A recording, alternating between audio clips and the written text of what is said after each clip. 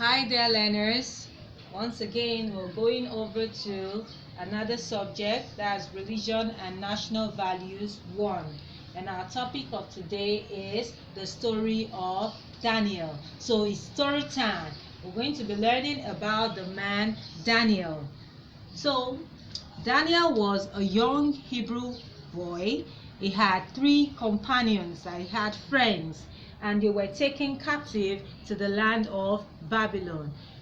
Then King Nebuchadnezzar was the king that was reigning in Babylon. On their getting to Babylon, their names were changed. Being that they were Hebrew, they felt they couldn't pronounce their names, so they changed their names. Daniel was given the name Belshazzar. Ananiah, who was one of the companions, his name was changed to Shadrach. Mishael was called Meshach, and Azariah was called Abednego. I know very well that today we don't even know their actual names apart from Daniel. We just know them to be Shadrach, Meshach, and Abednego. But those weren't their original names. They were Hebrew boys taken captive to the land of Babylon. And this Hebrew boys, they so much believed in the God of the Hebrew, so they refused to have anything to do with the people of Babylon. Even when the king ordered for them to be fed, to be properly taken care of, to be trained in the Babylonian ways, they still insisted by refusing to eat the king's food and his wine. Rather, they asked for vegetables and water for them to be fed. And at the end of the training, they were found even 10 times more better than the other princes and the other Babylonian magicians. Something happened along the line. King Nebuchadnezzar had a dream. He had a dream and needed interpretation to his dreams. But in all of the land of Babylon, none was found worthy to interpret the king's dream.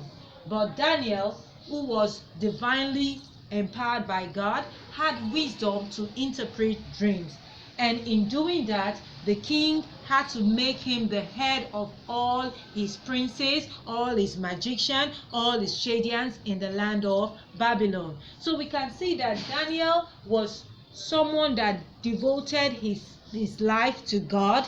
Not the situations around him notwithstanding, he was able to stand by his God, and God also took care of them, him and his companions, and they were preferred by the king in all of the land of Babylon. So our moral lessons from what we've learned today, we can see that no matter where we are, we should always serve God. We should serve God and he will keep us. Also, we can see that God gave Daniel wisdom.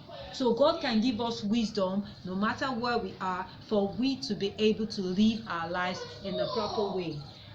Mind you, this is just more like an introduction to the story of Daniel. There are lots of things that's unfolded, but for our lessons today, we're restricting ourselves to the introductory part of the story of Daniel. So, by what we've learned now, I'm going to be sending you questions that you will answer for me, but please ensure to watch the video and listen attentively. Have a great day. Thank you.